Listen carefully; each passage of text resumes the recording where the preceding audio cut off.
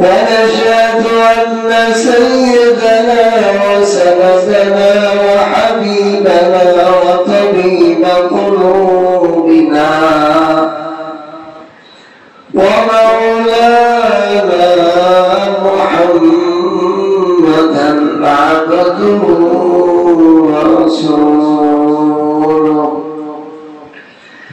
أما بعد فأعوذ بالله من الشيطان الرجيم. بسم الله الرحمن الرحيم. ألف لام ميم. ذلك الكتاب لا ريب فيه هدى للمتقين الذين يؤمنون بالغيب ويقيمون الصلاة ومما رزقناهم ينفقون والذين يؤمنون بما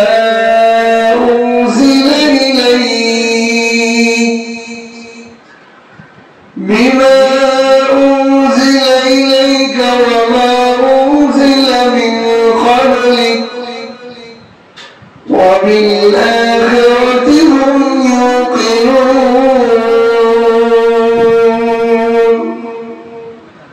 وقال النبي صلى الله عليه وسلم خيركم من تعلم القرآن وعلمه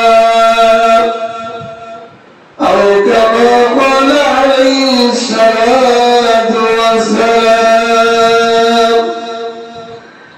وقال النبي صلى الله عليه وسلم نظر المصحف صواب أو كما قال عليه الصلاة والسلام. بارك الله لنا ولكم في القرآن العظيم ونفعنا وإياكم بالآيات والذكر الحكيم. سبحانك لا علم لنا إلا ما علمتنا إنك أنت العليم الحكيم. ربي زدني علما ربي زدني علما رب اشرح لي صدري ويسر لي أمري واحلل عقدة من لساني يفقهوا قولي. الله تعالى قبل شكر السجود মহান রব্বুল আলামিন আমাদেরকে দয়া করে মায়া করে শাবান মাসের শেষ পর্যায়ে আরেকটি জুমা শাবান মাসে পাওয়া যাবে। শেষ পর্যায়ে আমরা জুমার আযানের পরপরই মসজিদে উপস্থিত হতে পেরেছি জন্য কালিমাত শুকর আদায় করে আলহামদুলিল্লাহ আলহামদুলিল্লাহ। সামনে আমাদের রমজান দামি মাস রমজানুল মুবারক সমস্ত মাসের সর্দার মাসের সর্দার হলো রমজান আর সপ্তাহের সর্দার হলো জুমার দিন শুক্রবার। প্রতিটা জিনিসের মধ্যে আল্লাহ তাআলা শ্রেষ্ঠ মর্যাদা এবং সর্দারি আছে। নবীদের মধ্যে সর্দার আমাদের নবী সাইয়্যিদুনা মুহাম্মদুর রাসূলুল্লাহ সাল্লাল্লাহু আলাইহি ওয়াসাল্লাম। ফেরেশতাদের মধ্যে সর্দার হযরত জিবরাইল আলাইহিস সালাতু ওয়াস সালাম। আসমানী গ্রন্থ 104 খানা, এর মধ্যে সর্দার গ্রন্থ কোরআনুল কারীম। সুবহানাল্লাহ। আল্লাহ তাআলা আমাদেরকে মহব্বত করে ভালোবেসে আমরা কোনো দরখাস্ত আল্লাহর কাছে করিনি, আল্লাহ আমাদেরকে শ্রেষ্ঠ কোরআন দান করেছেন। বলেন আলহামদুলিল্লাহ। শ্রেষ্ঠ নবী দান করেছেন, শ্রেষ্ঠ মাস আমাদেরকে রমজানুল মুবারক দান করেছেন। রমজান মাসের পূজা এটা শুধু আমাদের এই উম্মতকে আল্লাহ দান করেছেন। কোরআনুল কারীম দান করেছেন। এই যে শ্রেষ্ঠত্ব, এই শ্রেষ্ঠত্বের একটা কারণ আছে। কি বলেন? কারণ আছে। একটা মানুষ তার বাচ্চাদের মধ্যে একটা বাচ্চাকে বেশি ভালোবাসে, বেশি ভালোবাসে কোন কারণ ছাড়া না, কারণ আছে। কারণ আছে, ওই বাচ্চাটা বাপের বেশি আনুগত্য, বাপে যা বলে তাই শোনে। অন্য অন্য বাচ্চারা এত আনুগত্য করে, এই কারণে বাপে ওরে একটু বেশি ভালোবাসে। বলে আমার দুধ এই একটাই দুধ, আমার ছেলের মধ্যে এই আমার ছেলে, বাকিটা বাধাই নেই। বলে কিনা? এই যে শ্রেষ্ঠত্ব, আসমানি কিতাব কোরআন শ্রেষ্ঠ, জিবরাইল ফেরেশতাদের মধ্যে শ্রেষ্ঠ, নবী মুহাম্মদ রাসূলুল্লাহ সাল্লাল্লাহু আলাইহি ওয়াসাল্লাম শ্রেষ্ঠ। এই শ্রেষ্ঠত্বের কারণ কি? আল্লাহর নবী মুহাম্মদ রাসূলুল্লাহ সাল্লাল্লাহু আলাইহি ওয়াসাল্লাম যার উপর শ্রেষ্ঠ কোরআন, যিনি হলেন শ্রেষ্ঠ, যাকে না মানলে আসমান জমিন লৌহ কলম জান্নাত জাহান্নাম কিছুই দাঁড়াইতেন না, তিনি হলেন শ্রেষ্ঠ। আল্লাহ পাকের হাবিব, আল্লাহ পাকের দোস্ত, আল্লাহ পাকের বন্ধু। এই বন্ধুকে আসমানি গ্রন্থের সবচেয়ে বেশি দামি গ্রন্থ কোরআন দিয়েছেন। এই কোরআন জিবরাইল বয়ানের কারণে জিবরাইল শ্রেষ্ঠত্ব পেয়ে গেছে। এই কোরআন রমজানুল মাসে নাজিল হওয়ার কারণে রমজান মাস দাবি হয়ে গেছে। এই কোরআন কদরের রাতে নাজিল হওয়ার কারণে সবে কদর, এই কদরের দাম বেড়ে গেছে। বলেন সুবহানাল্লাহ। তাহলে রমজানের শ্রেষ্ঠত্ব, লাইলাতুল কদরের শ্রেষ্ঠত্ব, এগুলোর শ্রেষ্ঠত্বের মূল কারণ কোরআন। কোরআন আর কোরআনের শ্রেষ্ঠত্ব হলো, কোরআন হলো আল্লাহ পাকের কালাম। কোরআন কি? আল্লাহ পাকের কালাম। আল্লাহ থেকে শ্রেষ্ঠ কোন জিনিস আছে? আল্লাহ যেমন মহান, আল্লাহর মুখের কথাও তো মহান। আরবি ভাষায় একটা প্রবাদ আছে, কালামুল মুলক মুলুকুল কালাম।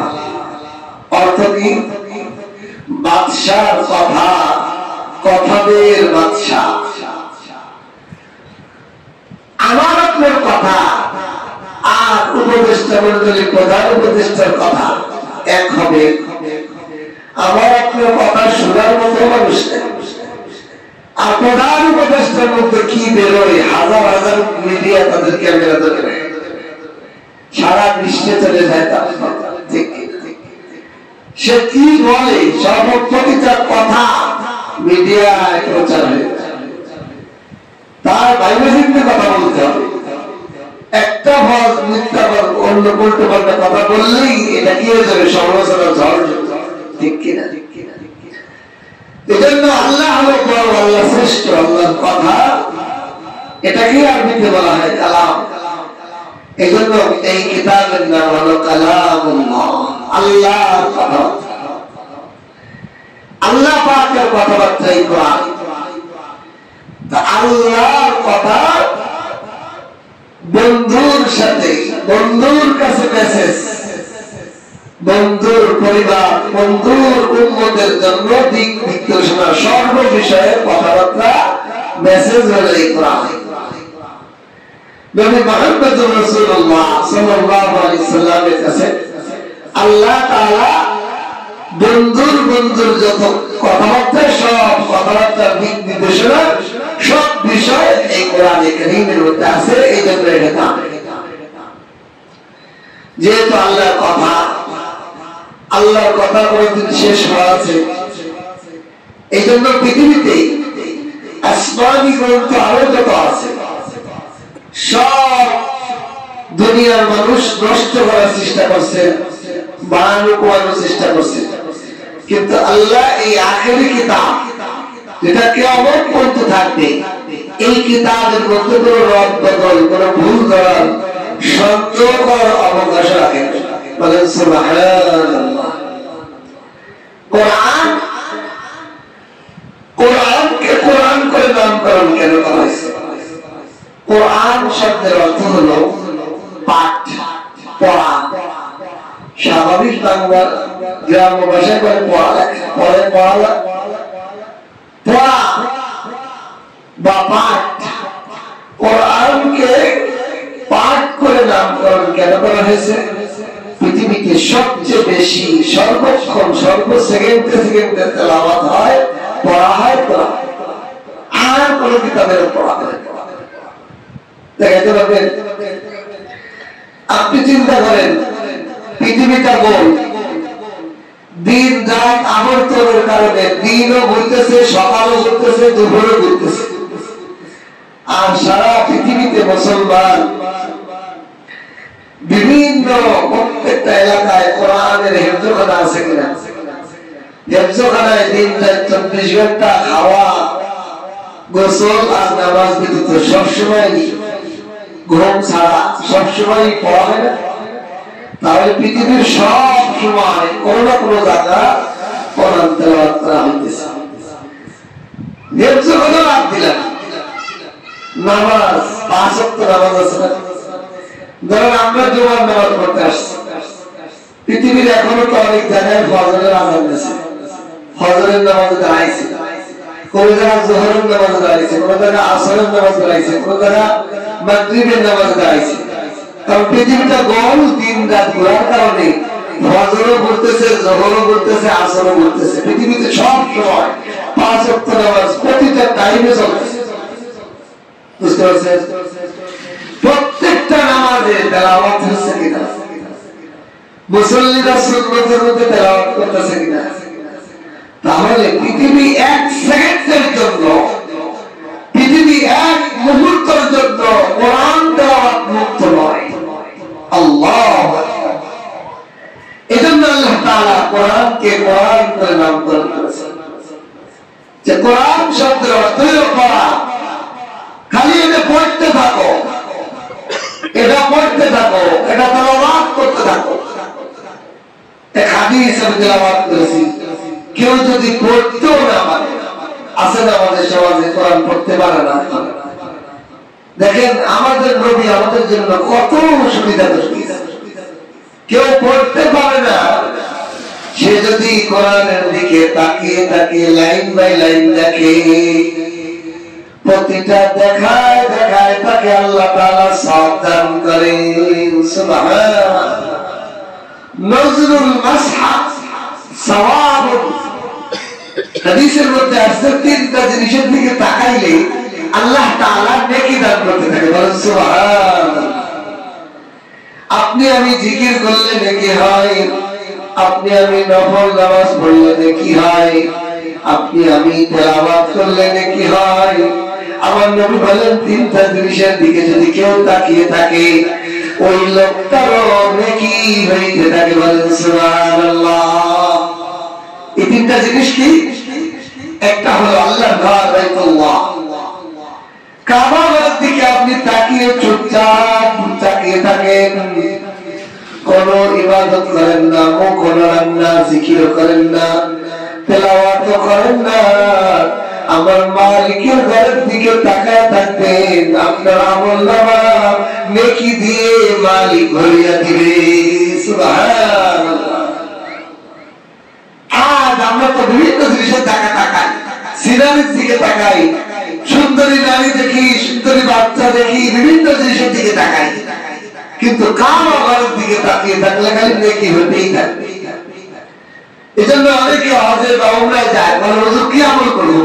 আর কিছু আমল যদি না পারে, 1 নম্বর সবচেয়ে উত্তম আমল হলো তওয়াফ করবে। তওয়াফ হলো হজ ও উমরার সবচেয়ে দামি আমল। আল্লাহর ঘরে চারপাশে ঘুরঘুর করা, মালিক খুশি হয়। মালিক কি হয়? খুশি হয়। যে মেয়ের পাগল একটা ছেলে খালি বাড়িতে বাড়িতে ঘুরে, মেয়ে তার ভালো মানে ধরা দেয় না, কিন্তু তার ওই ঘোরাটা খুব পছন্দ করে, ঠিক কিনা? যে ঘুরতে আসে নাকি, সেটা পাগল আসে নাকি, বুলুতে দেখে, দেখতে থাকে যে আমার পাগল আসে কিনা, আমার মজনু আমার ঘরের পাশে, আমার স্কুলের পাশে আসে কিনা, আমার কোচিং এর পাশে আসছে কিনা, এটা ঘুরে ঘুরে দেখে। আল্লাহ তাআলা বলেন, আমার বান্দা যখন তওয়াফ করতে থাকে আমিও এরকম মজা নিতে থাকি। বলেন সুবহান। এজন্য শ্রেষ্ঠ আমল হলো তওয়াফ। তাই বলেন তওয়াফ করতে করতে যদি ক্লান্ত হয়ে যায়, দূরে বসে মাথাতে বসে আপনি কাবার ঘরের দিকে তাকিয়ে থাকবেন, হায় আমার মালিকের ঘর, কালামুল্লাহ, কালামাইতুল্লাহ। 2 নম্বর হলো কালামুল্লাহ, আল্লাহ কোরআনের দিকে, লেখার দিকে যদি কেউ তাকিয়ে থাকে আল্লাহ তাআলা সওয়াব দিতে থাকে। বলেন সুবহান। 3 নম্বর হলো উলামায়ে হক আলেমদের চেহারার দিকে তাকিয়ে থাকলে আল্লাহ তাআলা নেকি দান করতে থাকে। এই তিনটা জিনিস দেখেন আল্লাহর সাথে সম্পর্কিত। কিরকম? এটা হলো আল্লাহর ঘর, আর এটা হলো আল্লাহর কথা। আর আলেমের দিকে তাকাইলে কেন? আলেমের দিকে তাকাইলে এই জন্য যে ওই আলেমের দিকে তাকাইলে আল্লাহর কথা স্মরণ হয়, ওই আলেমের দিকে তাকাইলেই হয়। যে আলেমের কথা মুখের দিকে তাকাইলে আমার আল্লাহর প্রেম জেগে ওঠে, যে আলেমের দিকে তাকাইলে আমার আল্লাহর কথা স্মরণ হয়ে যায়, আমার আখিরাতের মহব্বত বেড়ে যায়, আল্লাহর মহব্বত বেড়ে যায়, ওই আলেমের দিকে তাকাইলেই সব। এক কবি একটা শের লিখছে, তালেবো কি শক্ল सूरत से खुदा की याद हो, तालिबी की शक्ल सूरत से खुदा की याद हो, उनकी साथी हो किताबी इल्म की तकरार हो। अल्लाह पाक কোরআনের আসল তালেবে, আসল ছাত্রকে, আসল আলেমকে, যে সর্বদা কোরআনের ছাত্র নিজেকে মনে করে, মৃত্যু পর্যন্ত সে মনে করে যে আমি একজন কোরআনের তালেবে ছাত্র, মৌত পর্যন্ত সে নিজেকে একজন কোরআনের ছাত্র মনে করে, তার চেহারার দিকে তাকাইলেই আল্লাহর কথা স্মরণ হয়ে যায়। সর্বদা তার কাছে কোরআন থাকে, কোরআন যা বলে কোরআন নিয়ে বলে, সব সময় তার কাছে মুজাকারা আল্লাহর কালাম নিয়ে, আল্লাহর কথা নিয়ে, আল্লাহর কথার বাইরে কোনো কথা সে বলতে চায় না, আল্লাহর কথার মধ্যে সে মজা পায়। এরকম তালেবে ইলম যার দিকে তাকাইলে আল্লাহর কথা স্মরণ হয়ে যায়, তার দিকে তাকাইলে কি হয়? সব। এজন্য আমাদের নবী আমাদের জন্য সহজ করে দিয়েছেন। আপনি কোরআন পড়তে পারেন না, কোরআনের দিকে তাকায় তাকায় হাত নাড়ান। ইমাম শাফি রাহমাতুল্লাহ আলাইহি আব্দুল্লাহ ইবনে মুবারক রাহমাতুল্লাহ আলাইহি ঘটনা লিখছে যে উনি যখন মৃত্যুবরণ করছেন, ওনার এক ছাত্র ওনাকে স্বপ্ন দেখছে। স্বপ্ন দেখে যে ওনার উস্তাদ জান্নাতের মধ্যে আছে, আব্দুল্লাহ ইবনে মুবারক। তো ঠিক আছে হুজুর, আপনি কোন আমলে কিভাবে জান্নাতে গেলেন? উনি বলছে আল্লাহ তাআলা এই আমলের কারণে আল্লাহ তাআলা আমাকে পছন্দ করছেন। কিন্তু আফসোসের বিষয় হলো, কি আফসোসের বিষয়, আমার বাড়ির পাশে যে এক কামার ছিল, সেই কামারের মর্যাদা আমার থেকে বেশি। জান্নাতের মধ্যে আমার মাকামের থেকে তার মাকাম বেশি বড়, তার প্রাসাদ আমার প্রাসাদের থেকে বড় প্রাসাদ সে জান্নাতে পাইছে। এই কথা বলে কেমন কিভাবে আমি বলার আগেই গন্ধে দিয়েছি। এইবার ওই ছাত্র আব্দুল্লাহ ইবনে মুবারক রাহমাতুল্লাহ আলাইহি বাড়িতে আসে তার বাড়ির পাশে কামারের বাড়ি গেছে। কামার তো মারা গেছে, জান্নাতে গেছে। তার বিবিকে জিজ্ঞাসা করছে, আপনার স্বামী কি আমল করে? আমার স্বামী তো কামার মানুষ, কি আর আমল করে? সে প্রতিদিন কামারি কাজ শেষ করে এসে ঘরে এসে ওই তাকের মধ্যে যে কিতাব আল্লাহর কোরআন, এটা সে পড়তেও পারত না।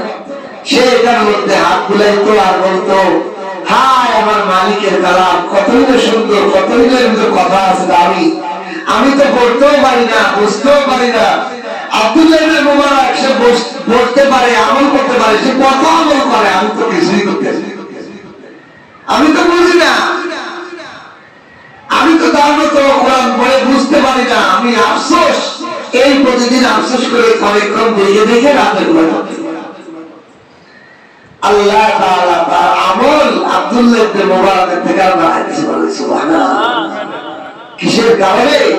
বান্দার আফসোস, কোরআনের সাথে তার সম্পর্ক, সে যতটুকু পারে, তার যতটুকু যোগ্যতা আছে, ওই যোগ্যতা দিয়ে কোরআনের সাথে সম্পর্ক করছে। আজ আমরা তো সারা বছরও কোরআন ধরি না, অথচ কোরআন মুসলমানের জন্য সবচেয়ে বড় পথ প্রদর্শন করা। কোরআনের প্রথম আয়াতে আমি তেলাওয়াত করেছিলাম, আলিফ লাম মিম। এই তিনটা হরফের অর্থ আল্লাহ ছাড়া কেউ জানে না, আমিও জানি, কেউ জানে না। দেখেন কোরআনের অনেক সূরা শুরুতে এরকম কিছু হরফ দিয়ে আছে, নুন, ইয়াসিন, কফ, হা, ইয়া, আইন, এরকম বিভিন্ন হরফে মুকাত্তা আছে। এই হরফে মুকাত্তার দ্বারা আল্লাহ তাআলা আলেমদেরকে ইসলাহ করেছেন, জগতের মানুষকে অহংকার মুক্তির জন্য একটা সবক দিয়েছেন। কি সবক? একজন আলেম যখন কোরআনের অর্থ, তাফসীর সব জানে, সব পড়ালেখা করে অর্জন করে, তার মধ্যে একটা গরমি আছে। জানা এটা একটা গরম, না জানা বিনয়। জানে না যে সে নত হয়, আর জানতে পারে এটা তো কি জানিস, আমি বেশি জানি। এই যে গরমি, এটা তো অহংকার। এই জন্য আল্লাহ তাআলা আলেমদেরকে ইসলাহ করার জন্য এই তাফসীরের মধ্যে লিখছে যে এই হরফগুলো আল্লাহ দিয়ে বলে আলেমদের মুখ দিয়ে বের করা, যে বলো যে এটা আমি জানি না। জানি না শব্দটা মধ্যে বলা এটা কঠিন, জাননেওয়ালা মানুষ জানি না এটা বলা আমার কঠিন। এই জন্য আলেমদের মধ্যে বলায় যে আলিফ লাম মিম, এর অর্থ আমি জানি না, আল্লাহ রাসূল ভালো জানেন, এর ভেদ আমি জানি না। এই না জানা বলা, এটা একটা সবক আল্লাহ তাআলা। এরপরে আল্লাহ বলেন এই শব্দের অর্থ তুমি জানো না, এখন এরপরে আসো, যালিকাল কিতাব। যালিকা আর হাযা আরবি দুটো শব্দ, যেটা আমরা বাংলায় বলি এই আর ওই। এই ক্ষেত্রে বলা হয় হাযা, আর ওই ক্ষেত্রে হলো যালিকা, ওই জিনিস। যালিকাল কলম, ওই কলম, হাযাল কলম, এই কলম। যালিকাল কিতাব, ওই কিতাব। ওই কিতাব বলে কি বুঝাইলেন? ওই রাসূলের উপর নাযিল হওয়া কিতাব, লৌহে মাহফুজের কিতাব। লৌহে মাহফুজ কাছে না দূরে? লৌহে মাহফুজ সাত আসমানের উপর না? ওই কিতাব লৌহে মাহফুজের কিতাব, যে কিতাব দুনিয়ার কোন মানুষের লেখা না। তুমি মনে করো না মুহাম্মদ সাল্লাল্লাহু আলাইহি ওয়াসাল্লাম নিজে নিজে লিখছেন? তিনি তাকে এই অপবাদ দিতে পারবে না, এই জন্যই আমি তাকে আনপড় বানিয়েছি। দুনিয়ার কোন আক্ষরিক জ্ঞান তাকে আমি দিই। তিনি চিনতেন না কোনটা আলিম কোনটা বা। আমার নবী কি চিনতেন না কোনটা আলিম কোনটা বা? আক্ষরিক জ্ঞান ওনাকে দেন নাই, অলৌকিক জ্ঞান আল্লাহ দান করেছেন। বলেন আলহামদুলিল্লাহ। আল্লাহ তাআলা ওনাকে যদি আলিফ বা হরফ চিনাইতেন, এটা ওনার জন্য অবগত দিত। উনি যদি আগের থেকে লেখা জানতেন, মানুষকে তো লিখতে জানে, ও নিজের মন মনে লেখছে। উনি যদি অক্ষর চিনতেন, তাহলে মানুষ বলতো অক্ষর দিয়ে নিজে নিজে বানায় বানায় একটা কিতাব লিখে গেছে। আরবের সমস্ত কাফের মুশরিক সমস্ত মানুষ একমত, মুহাম্মদ একটা ব্যক্তি এমন কালাম বলতে পারে এটা সম্ভব না, এটা ঐশী কালাম করা। এজন্য আল্লাহ ওই কাফের মুশরিকদেরকে বলেন, দেখো যালিকাল কিতাব, এই কোরআন এই কিতাব না, ওনার লেখা না, নিজের কাছের না, ওই আসমানের কিতাব। যালিকাল কিতাব, আল কিতাব, কিতাব। দেখেন আরবি ভাষার গভীর ব্যাকরণের জ্ঞান না থাকলে মানুষের কাজ বেশি। আল কিতাব আর কিতাব, কিতাবুল শব্দ আলিফ লাম ছাড়া হলে এর মধ্যে বহু কিতাব সন্নিবেশ হয়ে যায়। আর যখন আল কিতাব আলিফ লাম আসে, তখন খাস একটা কিতাব হয়, এটা হলো কোরআন। কোরআন কিতাব তো আরো আছে 104 খানা, এর মধ্যে শুধুমাত্র কোরআনই উদ্দেশ্য, এই আলিফ লামের কারণে। এই জন্য কোন বাতিল কোন ব্যক্তি কোন খ্রিস্টান বলতে পারবে না যালিকাল কিতাব দ্বারা তাওরাত বোঝানো হয়েছে বা ইনজিল বোঝানো হয়েছে, এটা বলার সুযোগ নেই। যালিকাল কিতাব, ওই কোরআন, লা রাইবা ফীহি, যার মধ্যে কোনো সন্দেহ নাই, সন্দেহ করার সুযোগ নাই। যে সন্দেহ করবে তার ঈমান হারাম হয়ে যাবে। এই কিতাবের মধ্যে কোনো ধরনের সন্দেহ নেই, এর মধ্যে কোনো ভুল নেই, এর মধ্যে কোনো ছন্দের কোনো ভুল নেই। দেখেন কোরআনের যে ছন্দ কত সুন্দর। আর রহমান আল্লামাল কোরআন খলাকাল ইনসান, সব আন আন আন আন আন। দেখেন মিলে والشمس وضحاها والقمر إذا طلاها, সব হা হা। সূরা ফাতিহা আলহামদুলিল্লাহি রাব্বিল আলামিন আর রহমানির রহিম মালিকি ইয়াউমিদ্দিন ইয়্যাকা না'বুদু ওয়া ইয়্যাকা নাস্তাঈন। আল্লাহু আকবার। কবিতা যারা বানাতে যাবে, যারা সাহিত্য বাংলা সাহিত্য বর্ণনা করছে, কবিতার মধ্যে দুইটা জিনিস খুব গুরুত্বপূর্ণ। একটা হলো শেষ অংশটা মিল থাকতে হবে, শেষ অংশ টান টান টান টান থাকতে হবে, একরকম। দুই নম্বর হলো সাকিব, থামার অক্ষ করার একটা মিল। প্রথম লাইনে যদি 8টা অক্ষ থাকে, দ্বিতীয় লাইনেও 8টা অক্ষ থাকতে হবে। তাহলে কবিতাটা মানসম্মত কবিতা। কোরআনে কারীমের প্রতিটা লাইনে লাইনে যেমন দুই রকম তাল আছে। আল্লাহ, কোন সাহিত্যিক সাহিত্য দিয়েও কোরআনের ভুল করা করতে পারবে না। কোন ব্যাকরণবিদ ব্যাকরণ দিয়ে কোরআনের ভুল করতে পারবে না। ভুল তো দূরের কথা, সন্দেহ করার সুযোগ নাই। এই জন্য আল্লাহ বলেন লা রাইবা ফীহি, এই কোরআনের মধ্যে কোনো সন্দেহ নাই, কোন ধরনের সন্দেহ নেই। আমার নাই অনেক প্রকার আছে, এটা লায়ের জিন্স, কোন ধরনের কোন প্রকারের কোন সুরতের সন্দেহ করা অবশ্যই এই অর্থে নাই। আরবিতে না করার জন্য মা আসে, আরবিতে না বোঝানোর জন্য অনেক প্রকার শব্দ আছে, অনেক প্রকার। লাইসা আছে, মা আছে, লা আছে, আদ আছে, আদনাফি আছে, অনেক প্রকারের নেগেটিভ বোঝানোর জন্য, না বাচক বোঝানোর জন্য আছে। কিন্তু লা যেটা আসছে, এটা লা জিন্স, কোন প্রকারের সন্দেহ অবকাশ এই কোরআনের মধ্যে নেই, কোনো ধরনের। লা রাইবা ফীহি, এর মধ্যে কোনো সন্দেহ নাই। আগেই বললেন, আল্লাহ বলেন ওইটা কিতাব, এর মধ্যে কোনো সন্দেহ নেই। এই কিতাবটা আমি কাদেরকে দিয়েছি, কি জন্য দিয়েছি, কি উপকারী, এবার এটা বর্ণনা করবে। হুদাল লিল মুত্তাকিন, যারা মুত্তাকিন পরহেজগার হতে চায় তাদেরকে পথ প্রদর্শক ইসলাম। যারা বাঁচতে চায় শয়তানের ধোঁকা থেকে, নফসের ধোঁকা থেকে, শিরক থেকে, বিদআত থেকে, সর্বকাজ থেকে সর্বপ্রকার শারীরিক, মানসিক, সামাজিক, রাষ্ট্রিক সর্ব বিষয়ের সমাধান যারা চায়, সঠিক পথ যারা চায়, তাদের জন্য কোরআন হলো হিদায়াত, পথ প্রদর্শক।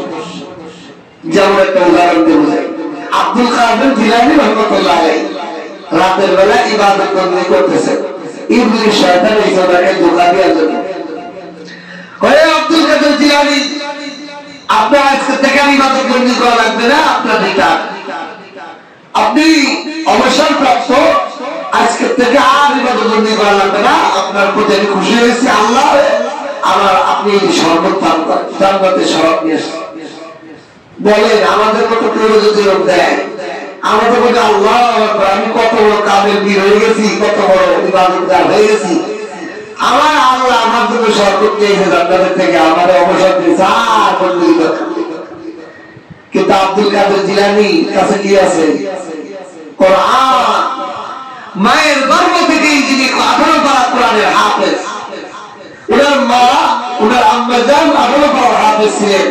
এই 18 পারা হাফেজ খালি ছিলেন এরকম না, সর্বরাত দিন 24 ঘন্টা 18 পারা তেলাওয়াত করতেন। এই জন্য ওনার গর্ভে বাচ্চা 18 পারার কোরআন হয়ে বেরিয়েছে। সুবহানাল্লাহ। আজ আমাদের ঘরগুলা কোরআনের তেলাওয়াত শুনলো, আমাদের মা বোনেরা কোরআন তেলাওয়াতের সময় পায় না। কোরআন তেলাওয়াত ঘরের মধ্যে আমরা পুরুষরাও করি না।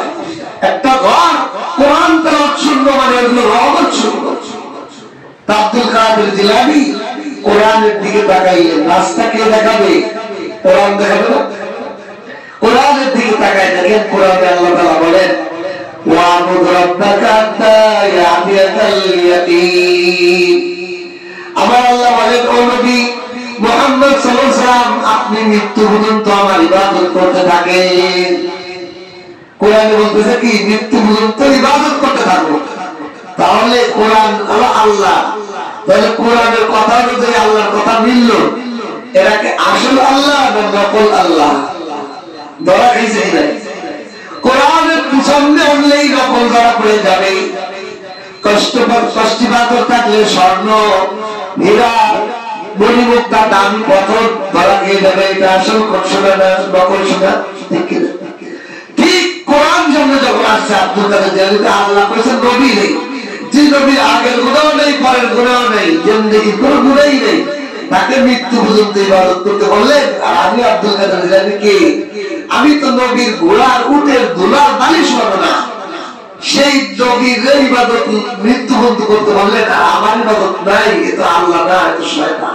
বলেন লা হাওলা ওয়ালা কুওয়াতা ইল্লা বিল্লাহ। শয়তান দৌড়ে ভাগে আর বলে যে আব্দুল কাদের জিলানী তোমাকে তোমার ইলমে কোরআনে বাঁচাইছে।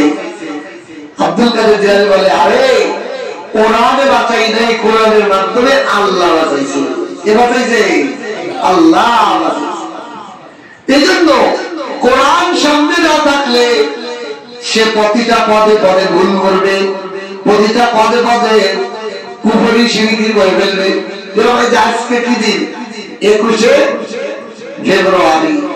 আমাদের বাংলাদেশের মুসলমানরা আগে তো মুখ ফুটে এটা বলতে পারা যাচ্ছে না, এখন তো বলার সুযোগ আছে। কি বলেন? আগে অনেক আলেমরা বলতে গেলে বলার জেলে ডুবে, পুলিশে ধরবে। এই যে আমাদের দেশে 21শে ফেব্রুয়ারিটা কিসের ফেব্রুয়ারি? ভাষা দিবসটা, মাতৃভাষা দিবস। এই মাতৃভাষা দিবসটার ইতিহাস কি? রফিক, শফিক, বরকত, সালাম। বলেন রফিক কি কোনো হিন্দুর নাম? বরকত কোনো হিন্দুর নাম? সালাম, আব্দুল সালাম, এটা কি কোনো হিন্দু খ্রিস্টানের নাম? বরকত সব মুসলমানের সন্তান। যারা আমাদের নিজেদের মায়ের থেকে মুখ থেকে যে ভাষা আমরা শিখছি, যে বলি শিখছি বাংলা ভাষা, এই ভাষা পাকিস্তানি বাহিনী আমাদের থেকে ছিনিয়ে নিতে গেছিল।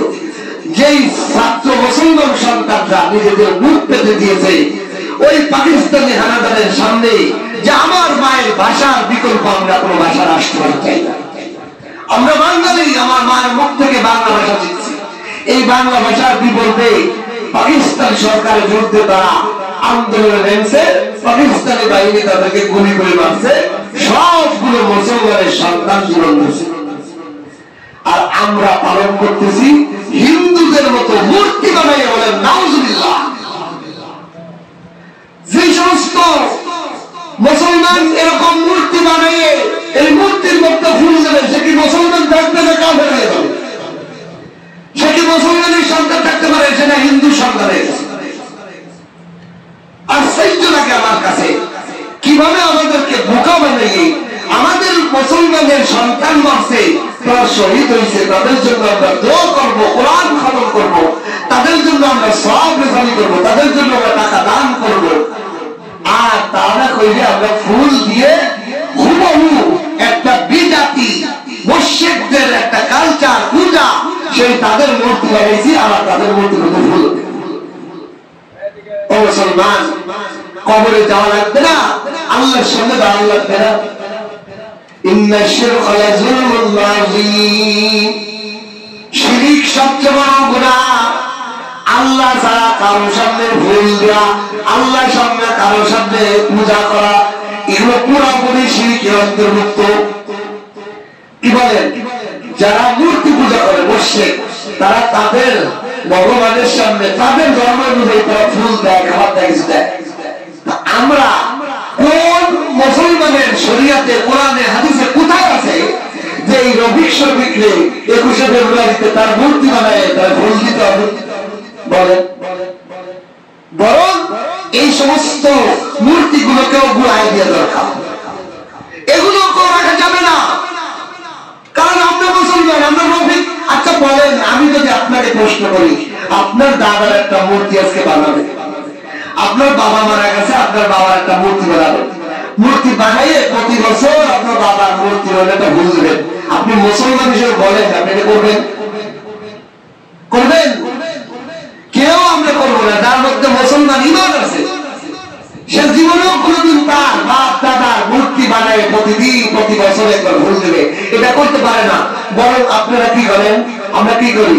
আমরা আমাদের বছরে একবার দুইবার যখন পারি, নির্দিষ্ট দিনে দিয়ে তো ঠিক না বেটা, আমরা যে কোনো সময় তাদের জন্য দান খয়রাত করি, জুমার দিন দান করি, মাহফিলে দান করি, মাদ্রাসায় দান করি, এতিম মিসকিন খাওয়াই, আলেম ওলামাকে দাওয়াত করে খাওয়াই, মুসলমানদেরকে জিয়ারত করে খাওয়াই, এগুলো সব রেজানি করি। কিন্তু আমাদের বাপ দাদার কোনো একটা মূর্তি বানায় তারা ভুল নেই। তাহলে বলেন এই কালচারটা কে ঢুকলো আমাদের বলে? 99% মুসলমানের দেশে মুসলমান নামে শহীদ হলো যুবকরা, মুসলমান নামে রফিক শফিক বরকত সালামরা শহীদ হলো, আর তাদের মূর্তিতে আমরা ভুল দেবো? এটা হতে পারে না, এটা হতে পারে না কখনোই।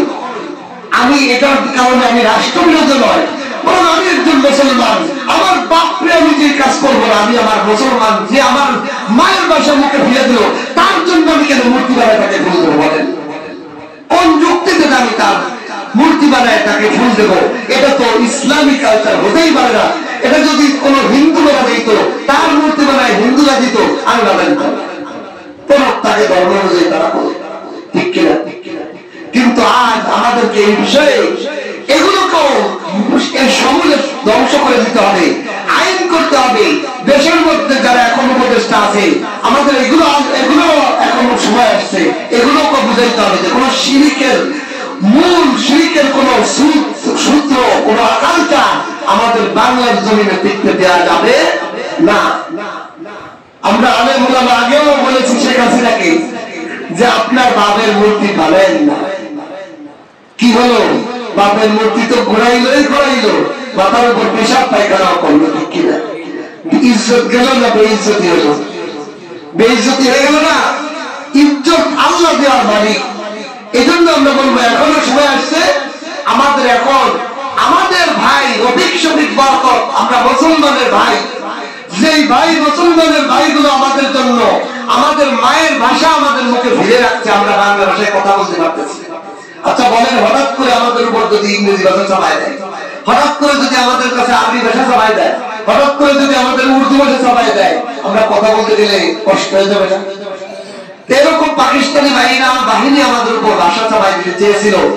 আমাদের যুবক ভাইরা একটা আন্দোলন করছে, তারা জীবন দিয়েছে, তারা তো শহীদ, তারা তো বিদায় হিসেবে জান্নাতে যাবে। কিন্তু কাল কিয়ামতের ময়দানে রফিক শফিক বরকত যদি বলে, আল্লাহ এই বাংলার জমিনের যারা যুবকরা ছিল তারা যদি আমাদের প্রকৃত ভাই হইতো, তাহলে আমাদের মূর্তি বানায় পূজা করার পক্ষে তারা থাকতো না, তারা এগুলো ঘুরিয়ে দিত। ঠিক কিনা? কিয়ামতের ময়দানে তারাও তো আদালত, আল্লাহর আদালতে বিচার দিবে যে আমরা মুসলমানের সন্তান ছিলাম, আমি রফিক ছিলাম, আমি বরকত ছিলাম, আমি আব্দুল সালাম ছিলাম, আমি মায়ের ভাষার জন্য, তোমাদের ভাষা মায়ের ভাষা টিকে রাখার জন্য আমি জীবন দিয়েছি, কিন্তু তোমরা করলে নাকি?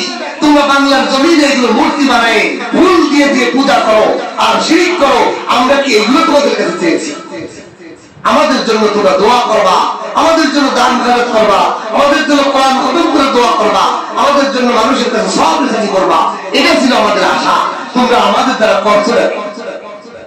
এই জন্য আমি সকল ভাইকে বলবো, এখন থেকে সোচ্চার হওয়া। এগুলো আমরা মুসলমান, এরা তো কোনো হিন্দু হিসেবে দেবে না, কি বলেন?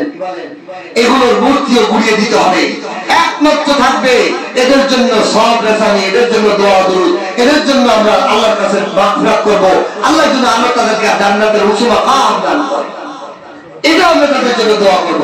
কিন্তু এই শিরকি জিনিসগুলা, এই শিরকি আদর্শগুলা আমরা মুসলমানরা, মুসলমানের সন্তান করতেই পারবে। 2 নম্বর হলো এগুলোকে বয়কট করতে হবে। যুব সমাজ আমরা এগুলোর ভুল দিয়া যাবই না, এর দ্বারের কাছেও যাবো না। এগুলোকে আস্তে আস্তে মিটিয়ে ফেলতে হবে আমাদের বাংলার জমিন থেকে। কোরআনের আইন আমাদের জমিনে আনতে হবে। আল্লাহ যে কোরআন দিয়েছে, যেই কোরআনের কারণে রমজান মাস দামি, যেই কোরআনের কারণে কলমের দাম দামি, যেই কোরআন দেখলে সব, যেই কোরআন পড়লে সব, যেই কোরআন শুনলে সব, সেই কোরআনের সাথে আমার সম্পর্ক রাখতে হবে। কোরআনের বাইরে আমার যা বলবে সব ধোঁকা। এই জন্য আপনি কোরআন হাদিসের দিকে তাকায় দেখেন, কোরআন কি আপনাকে কখনো রফিক শফিক বরকতের মূর্তি বানায় ভুল দেওয়ার কথা বলবে? তাহলে আমি কোন দিকে আসতেছি, ভুল পথে আসতেছি কিনা? তাহলে আমি ভুল পথে আসতেছি কিনা? আমি আল্লাহর কালামের বাইরে যখনই যাব সেটাই ভ্রান্তি মতবাদ, আর এগুলোই ইন্ডিয়ানের চাপ। এই সব ইন্ডিয়ারা করছে আমাদের মুসলমানের মধ্যে, মুসলমানের কাজ বিজাতি হিন্দুদের কালচার ঢুকাই দিয়েছে। কোন এটা স্পষ্ট দেখতে, একটা মূর্তি যেরকম পূজা করে পূজারীরা, একটা ভাষা শহীদের কাছে ফুল দিয়া একটা হুবহু হিন্দুদের কালচার ঢুকাইছে। অথচ মুসলমান আমরা আমাদের নিজেদের কালচার, নিজেদের ঐতিহ্য সব ভুলে গেছি। এই জন্য এখন সময় আসছে সত্যের পথে সবাই দাঁড়িয়ে যাওয়া, হকের পথে দাঁড়িয়ে যাওয়া, হক কথা বলতে আর কোনো ভয় থাকবে না। এখন এই জন্য এগুলো থেকে স্কুল কলেজ বিভিন্ন জায়গা থেকে এগুলো বিদায় দিতে হবে। এখন আমরা আসবে ওই ভাষার মন্দির, ওই মূর্তিগুলো আব্দুল সালাম আব্দুল রফিক বরকতের মূর্তিগুলো মিটিয়ে ওই জায়গায় আমরা দোয়ার মাহফিল করব, ঠিক কিনা? ওই জায়গায় আমরা তাদের সব রেসানি মাহফিল করব, ওই জায়গায় আমরা আপনার কোরআন তেলাওয়াত খতম করব, তাদের জন্য সব রেসানি করব, কিন্তু তাদের নামে কোনো মূর্তি আর জমিনে রাখতে দেওয়া যাবে না। আল্লাহ তাআলা আমাদের সকলকে তৌফিক দান করেন। এই জন্য রমজান মাস সামনে এসে গেছে, কোরআনের সাথে আমাদের সম্পর্ক করা। আমার ব্যক্তিগত জীবন, রাষ্ট্রীয় জীবন, সামাজিক জীবন, পারিবারিক জীবন, সর্বক্ষেত্রে আমার কোরআন সামনে আনতে হবে, কোরআন আনতে হবে। দেখেন এখনো মক্কা মদিনার মসজিদে হারাম, মসজিদে নববীতে এক একটা কাতার পর পরই হাজার হাজার কোরআনের সেট থাকে। কি লেগে জানেন? আরবদের অনেক কালচার গুলো খারাপ, কিন্তু কিছু কালচার এত ভালো। আরবরা 5 মিনিট আগে, 2 মিনিট আগে যদি মসজিদে ঢোকে তাহলে দেখবেন কোরআন নিয়ে বসে তেলাওয়াত, ছেলে মেয়ে যুবক যুবতী যে যেভাবেই নামাজের আগে কোরআন তেলাওয়াত করবে, এরপর নামাজ পড়বে। আর আমাদের সমাজে কোরআনের মাহফিল হইলে আসি, কোরআনের বয়ান এই ছাড়া কোরআন আমরা মুসলমানরা 24 ঘন্টার মধ্যে সারাদিন একবার ধরেও দেখি। অথচ এই কোরআন থেকে দূরে সরার কারণেই আমাদেরকে শয়তান এমন বিজাতীয় মূর্তি পূজার মতো কালচার আমাদেরকে ঢুকায় দিয়েছে। মুসলমান জানেও না যে আমি মূর্তি পূজার মতো পূজা করতেছি। আমি যে ভুল দিচ্ছি অনেক সময় কর করতে, এই মুসলমান যুবকরা যদি জীবিত থাকতো তারা আমাদের চড়াইতো না। আচ্ছা বলেন, আপনার যদি আপনি জীবিত আছেন, আপনার একটা মূর্তি বানায় ফুল দেওয়া হয়, আপনি এটা সহ্য করবেন? এই পূজা যদি আপনারা কেউ করে, আমারে কেউ করে, এটা আমি আপনি সহ্য করবো? বরং আমার মূর্তি আমি আগে ভাঙবো, আপনার মূর্তিকে আপনি আগে ভাঙবেন। এই তুই আমার মূর্তি হয়েছিস, আপনি নিজে আগে ভাঙবেন ইমানদার হলে। তাহলে এই কালচার গুলো আমাদের কোরআন থেকে দূরে সরে যাওয়ার কারণে বিজাতিরা আমাদের মধ্যে ঢুকাই দিচ্ছে। এই জন্য সামনে রমজান মাস আসতেছে, যারা আমরা এখনো কোরআন শরীফ পড়তে পারি না, আলেম উলামা ইমাম সাহেব আছে, মুয়াজ্জিন আছে, ছোট ছোট তলবে এলেম আছে, তার কাছে 2টা ঘন্টা সময় দেন যে এই রমজান মাস আমি 2টা ঘন্টা আলাদা করবো, 1টা ঘন্টা আলাদা করবো, আমি একটু কোরআন শিখবো। আমার কোরআন শিখতে হবে, কোরআন না শিখে আমি কবরে যাবো না। হাদিসের মধ্যে আসছে কোরআন মানুষের জন্য সুপারিশকারী হবে, কোরআন মানুষের জন্য আল্লাহর কাছে সুপারিশকারী হবে। এই জন্য এই কোরআনকে আমার বন্ধু বানানো, প্রতিদিন কিছু না কিছু তেলাওয়াত করা, প্রতিদিন আমার পরিবারের মধ্যে তেলাওয়াতের একটা আমল জারি করা। বিশেষ করে রমজান মাস আসতেছে, এই রমজান মাসটাকে কোরআনের খতম, কোরআনের পড়ার মাধ্যমে আমার পুরো রমজান মাসটা আমলে কাটানোর চেষ্টা করা, যাতে আমার জিন্দগিটা কোরআন দিয়ে ঢুকাইতে পারি। যারা পারি আমরা বাংলা পড়ি, কত নভেল কোরআন পড়ি, নভেল কিতাব পড়ি। একজন শিক্ষিত ছেলেকে জিগাইলে কত ধরনের গল্পের বই, নভেলের বই, নাটকের বই আমরা পড়ে পড়ে খতম করে ফেলি। ফেসবুকের পোস্টের পর পোস্ট আমার একটাও মিস যায় না, কিন্তু আল্লাহর কালাম কোরআনের এক পৃষ্ঠা আল্লাহ কি বললেন এটা বোঝার আগ্রহ আমার। অথচ আজ যদি আমরা প্রতিদিন একটা করে আয়াত তেলাওয়াত করতাম, আর এই আয়াতে আল্লাহ কি বলছে একটু বাংলা অনুবাদ, বাংলায় তাফসীর বের হয়েছে, এগুলো একটু পড়তাম, তাহলে আমার আল্লাহর দিক নির্দেশনা আমার সামনে এসে যেত না। এই জন্য আল্লাহ বলেন হুদাল লিল মুত্তাকিন, দুনিয়ার সর্ব বিষয়ে যে বাঁচতে চায় তার জন্য কোরআন হলো পথ প্রদর্শক। যে কোরআনের আল্লাহর হুকুম মেনে চলতে চায়, দুনিয়ার খারাপি আখিরাতের খারাপি থেকে বাঁচতে চায়, সেজন্য কোরআনকে সামনে নেয়, কোরআনটাকে সঠিক রাস্তা পথ দেখায় দিবে। কোরআন যখন না থাকবে সে গর্তের মধ্যে শয়তানের ধোঁকায় পড়ে যাবে, সে বিভ্রান্ত রাস্তার মধ্যে চলে যাবে। এই জন্য আমরা আজ থেকে ওয়াদাবদ্ধ হতে পারি না ইনশাআল্লাহ, যারা আমরা কোরআন পারি না তারা ইনশাআল্লাহ মসজিদের ইমাম সাহেবের কাছে আধা ঘন্টা 1 ঘন্টা প্রতিদিন সময় দিয়ে দিয়ে কোরআন শিখবো, কোরআন তেলাওয়াত করব। যারা পারি প্রতিদিন 5 ওয়াক্ত নামাজের আগে পরে 10 মিনিট 5 মিনিট তেলাওয়াত করব, তেলাওয়াত। এবং এখন মোবাইলের মাধ্যমে অ্যাপসের মাধ্যমে কত সহজ হয়ে গেছে।